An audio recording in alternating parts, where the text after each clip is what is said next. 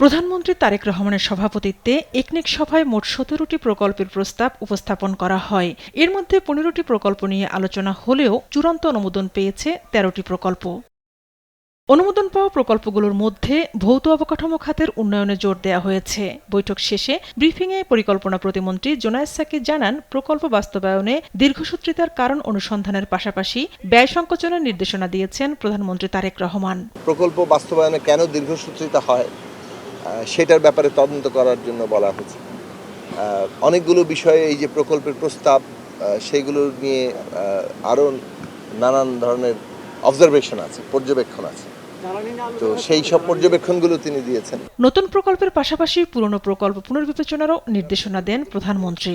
যেগুলো চলমান প্রকল্প এবং যেসব প্রকল্প প্রস্তাবিত হয়েছে বিগত সময়গুলোতে, সেই সব প্রকল্পগুলোকে আমাদের রিভিউ করতে হবে। তো আমরা যথাসম্ভব রিভিউ করার চেষ্টা করছি। অনেকগুলো প্রকল্প এমন অবস্থায় চলে এসছে যে সেগুলোর হয়তো প্রয়োজন মেয়াদ বৃদ্ধি অথবা কিছুটা ব্যয় বৃদ্ধি করে সেগুলোকে পাস করা, সেই সব বিষয়গুলো যথাসম্ভব ভাবা হচ্ছে। তবে আলোচিত প্রকল্প সচিবালয় ২১ তলা ভবন নির্মাণের পরিকল্পনা থেকে আপাতত সরে এসেছে সরকার। এটি একনেক সভায় অনুমোদন দেয়া হয়নি। প্রকল্পটির ব্যয় ধরা হয়েছিল ৬৪৯ কোটি ২৫,৫১,০০০ কোটি টাকা। ঝর্ণা রায়, দেশ টিভি, ঢাকা।